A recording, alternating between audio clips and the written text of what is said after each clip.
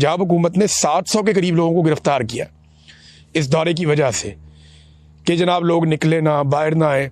तो आप अंदाज़ा करें कि 700 बंदा तो PMLN की पूरी तहरीक में कभी गिरफ्तार नहीं हुआ। 700 बंदा तो लंबी चौड़ी तहरीकें चलती हैं पॉलिटिकल पार्टीज़ की, टोटल 700 बंदा तो पूरी तहरीक के कई महीने गुजर जाते हैं, उनमें गिरफ्तार नहीं होता। कभी 50, कभी 100, कभी 150, 200 बंदा तक सुना, लेकिन 700 बंदा गिरफ्तार कर लिया। ये तो डिक्टेटर्स के दौर में भी नहीं होता। और ये सिर्फ एक दौरे के लिए, जहां ना कोई जलसा था, ना कोई रैली थी, ना कोई बहुत बड़ा पॉलिटिकल इवेंट था क्या? सिर्फ चंद मुलाकातें करनी थी, चंद जगहों पे जाना था, थोड़ा सा मोटिवेट करना था अपने वर्कर्स को, और पॉलिटिकल एक्टिविटीज थी। तो जब मुल्क में पॉलिटिकल एक्टिविटीज होती हैं तभी तो जमहूरियत आगे बढ़ती है, तभी तो मुल्क आगे बढ़ता है। लेकिन उनको भी पाकिस्तान में बैन कर दिया गया है। सूरत हाल आपके सामने है नाज़रीन, और ये पाकिस्तान की एस्टेब्लिशमेंट का किया धड़ा है। और नवाज शरीफ बी टीम के तौर पे काम कर रहे हैं, जरदारी साहब बी टीम के तौर पे काम कर रहे हैं। यानी अगर कोई कभी समझता था कि पीपल्स पार्टी के अंदर कोई जमहूरियत बाकी है या उनके अंदर कोई जमहूरी इक़्तिदार है, तो वो अब इस बात को भूल जाए। उसकी एक वजह है कि पाकिस्तान पीपल्स पार्टी ने, जो बिलावल ने और जरदारी साहब ने, दोनों ने मिलकर जो फील्ड मार्शल साहब की खुशामद की है कल मोहसिन नकवी साहब की मौजूदगी में, यानी बेनज़ीर भुट्टो की बरसी है और खुशामद हो रही है फील्ड मार्शल आसिम मुनीर की। ये लोग तो हमेशा ये कहते थे कि जर्नैलों ने पाकिस्तान को तबाह किया और जर्नैलों ने सारे इख्तियारात अपने पास रख लिए, जर्नैलों को सियासत में मुदाखलत नहीं करनी चाहिए, जर्नैलों को खारजी और दाखिली मामलात में मुदाखलत नहीं करनी चाहिए। लेकिन अब ये जर्नैलों की तारीफें कर रहे हैं, फील्ड मार्शल की तारीफों में ज़मीन आसमान के कलाबे मिला रहे हैं। वजह पता क्या है? वजह यह है कि इनको ये समझ आ गई है कि अवामी मकबूलियत इनके पास नहीं है। इन्हें ये पता चल गया कि अवाम तो हमारे हाथ से निकल गई, आइंदा अपने पब्लिक के वोट से तो आना नहीं, धांधली वांधली करके कोई 2 नंबरी करके कुछ सीटें जीत जाएंगे, लेकिन हम इक़्तिदार में नहीं आ सकते, क्योंकि पाकिस्तान तहरीक इंसाफ ने हमसे ये मार्जिन ले लिया है और अवाम उनके साथ खड़ी हो गई है। लिहाजा अब फौजी बूटों के ऊपर बैठ के, तस्मों के साथ लटक के हम इक़्तिदार में आ सकेंगे। तो बाप बेटा वही काम कर रहे हैं जो दूसरी बाप बेटी कर रहे हैं। तो इस वक्त जो कुल मिला के सूरत हाल है वो मैं आपके सामने रख देता हूँ। जो सियासी मंजरनामा है ना पाकिस्तान का, वो सादा सिर्फ सियासी मंजरनामा आपको बता रहा हूँ मैं। वो ये है कि पाकिस्तान का मकबूल तरीन लीडर इमरान खान है। वोट इस वक्त सिर्फ इमरान खान का है, बाकी किसी पॉलिटिकल पार्टी का नहीं है। फौजी क़यादत और अवाम के बीच में बहुत बड़ी खलीज पैदा हो चुकी है।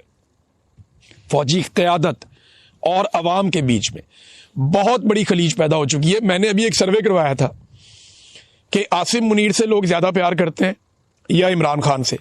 28,000 पैगामात आए थे और उनमें सिर्फ 2 पैगामात हमें मिले जो आसिम मुनीर से प्यार करने वालों के थे। इतनी बड़ी खलीज अवाम के और फौजी क़यादत के बीच में पैदा हो चुकी है। और ये फौजी क़यादत ने अपनी हरकतों से, अपने कामों से, हलफ को तोड़ने से, अपने हलफ से गद्दारी करके खुद ये खलीज पैदा की है। और ये एक दफा में नहीं हुआ, ये लगातार चलते चलते कई दहाइयों में यहां तक पहुंचे हैं। अब इमरान खान साहब ने आखिरी धक्का लगाया तो बिल्कुल ही बात एक साइड पे हो गई। अच्छा, फिलहाल जो रवायती सियासी जमातें हैं जिनमें इस वक्त का हुकूमती इत्तेहाद शामिल है, अब उनके अंदर कोई गुंजाइश नहीं है, यानी वो अवाम में जाने के काबिल नहीं है, वो इस वक्त पब्लिक में नहीं जा सकते। और ये चीजें बदलने का या जल्द बदलने का किसी किस्म का कोई इम्कान भी नहीं है। तो ये है पाकिस्तान का सियासी मंजरनामा।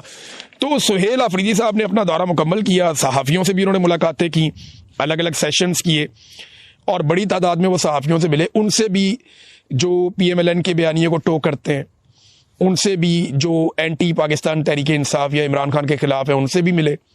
ब्यूरो चीफ से भी उन्होंने मुलाकातें की और खुलकर उन्होंने सहाफ़ियों से कहा जी आप सवालात करें। तो यहां पे वो बदतमीजी और हुल्लड़बाजी तो नहीं हुई, लेकिन आरिफ हमीद भट्टी साहब ने, क्योंकि बड़े सीनियर सहाफ़ी हैं लाहौर के, अगर चंद सीनियर वर्किंग जर्नलिस्ट अगर आप अलग करें लाहौर के, तो उनमें आरिफ हमीद भट्टी सफ़े अव्वल के सहाफ़ियों में से एक हैं। तो उन्होंने कहा कि मैं माजरत चाहता हूँ जो आपके साथ, क्योंकि आप मेहमान हैं, जो आपके साथ सलूक किया नाम नहाद सहाफ़ियों ने, उसके ऊपर मैं माजरत चाहता हूँ। तो इस पर सुहेल अफरीदी साहब ने बहुत बड़े दिल का मुजाहरा किया। उन्होंने कहा नहीं, हम पंजाब से हमारा कोई शिकवा नहीं है, आपसे हमारा कोई शिकवा नहीं है, तो कोई ऐसी बात नहीं है। और दूसरा, जब ये पूछा गया कि मीना खान अफरीदी का जो जवाब था उसको आप क्या समझते, तो उन्होंने कहा जी इसको जस्टिफाई नहीं किया जा सकता, वो नामुनासिब था। लेकिन वो जिस किस्म की बातें उनके साथ की गई उस पर उन्होंने ये जवाब दिया, लेकिन उसकी कोई जस्टिफिकेशन नहीं है, उन्हें ये नहीं करना चाहिए था। और यही मेरी भी राय थी कि मीना खान अफरीदी को चाहे जितने मुश्किल हालात हों, जितने मर्जी ख़राब हालात हों, आपको अपने मुखालिफ के लेवल पे गिरना नहीं चाहिए। देखिए एस्टेब्लिशमेंट तो बहुत नीचे तक गिर गई है, उन्होंने तो पंजाब असम्बली के अंदर अपने बंदे भी शामिल करवा दिए, अंदर घुसवा दिए, लेकिन कम से कम इन्हें गुरेज करना चाहिए था और इन्हें अपने आसाब को टूटने नहीं देना चाहिए था। अच्छा जी, इसमें सुहेल अफरीदी ने एक और बड़ी इंपॉर्टेंट बात की, उन्होंने कहा जी अवाम निकलती है पाकिस्तान तहरीक इंसाफ के लिए, इमरान खान के लिए, हमारी प्लानिंग का फुकदान होता है और इसमें हमारी कोताही शामिल है, इसको हम ठीक करने की कोशिश कर रहे हैं। वो ये बात बिल्कुल ठीक है कि इसको ठीक करना पड़ेगा पाकिस्तान तहरीक इंसाफ को।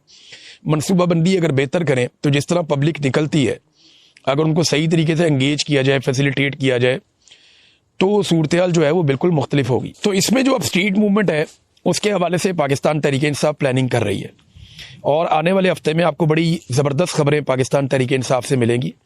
और ग्राउंड वर्क इन्होंने तकरीबन कर लिया है कि इन्होंने किस तरीके से ग्राउंड पे जाना है, जो पेपर वर्क है वो कर लिया, प्लानिंग इन्होंने कर ली है और ये एक बड़ा लंबा चौड़ा मनसूबा है जो पाकिस्तान तहरीक इंसाफ ने बनाया।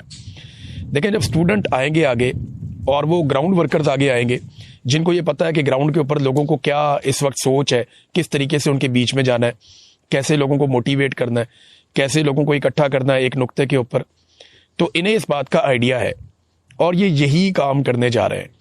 अभी ग्राउंड के ऊपर जो चीज़ें हैं, क्योंकि अभी इन्होंने खुद पाकिस्तान तहरीक इंसाफ ने अनाउंस नहीं की, तो मैं भी अभी अनाउंस नहीं करूंगा, लेकिन मेरी इनके सोर्सेज से बात हुई। जो थोड़ी बहुत मैं आपको हिंट दे देता हूं वो ये है कि आने वाले वक्त में पाकिस्तान तहरीक इंसाफ लोगों में बहुत अंदर जड़ों तक जाएगी और एक ऐसी तहरीक आपको चलती हुई पाकिस्तान में नजर आएगी जिससे वो हर पाकिस्तानी को जोड़ने की कोशिश करेंगे, एक ह्यूमन चेन बनाएंगे पूरे के पूरे खैबर पख्तूनख्वा में, बलूचिस्तान में, सिंध में और पंजाब में। इसके अलावा सुहेल अफरीदी ने कहा कि नेक्स्ट अब मैं कराची भी जाऊंगा और सिंध का दौरा करूंगा और साथ ही साथ उन्होंने बताया कि मुज़ामत होगी तो मफामत होगी। एक सवाल के जवाब में उन्होंने कहा, देखिए ये बड़ा सिंपल फार्मूला है कि आपको मुज़ामत करनी पड़ती है टेबल टॉक के लिए। जब तक आप इस निज़ाम को ये नहीं बताएंगे कि निज़ाम अब आपका मुकाबला नहीं कर सकता, तब तक निज़ाम आपके साथ टेबल पर नहीं बैठेगा। इस वक्त जो फील्ड मार्शल आसिम मुनीर है, उन्हें बैरूनी मदद हासिल है, अमेरिका उनके साथ है, बहुत सारे मुल्कों में उन्होंने अपने मफादात बना लिए हैं, ताल्लुकात बना लिए हैं। इमरान खान साहब को वो जेल में रखने में अब तक कामयाब है और वो इमरान खान साहब को छोड़ना भी नहीं चाहते। जब तक के हालात उनके लिए मुश्किल नहीं होंगे तब तक वो बैठने के लिए आमादा नहीं होंगे, ये बात सब लोग जानते हैं। और जब तक वो बैठेंगे नहीं तब तक उनको सियासत से बाहर नहीं किया जा सकता, क्योंकि देखिए डिक्टेटर के पास ना सियासत में करने के लिए कुछ नहीं होता, वो जब भी बैठेगा उसको पीछे ही जाना पड़ेगा। और डिक्टेटर कभी भी डायलॉग से नहीं जाता, हमेशा उसके खिलाफ आपको तहरीक चलानी पड़ती है, आपको उसको इस पोजीशन पे लाना पड़ता है कि वो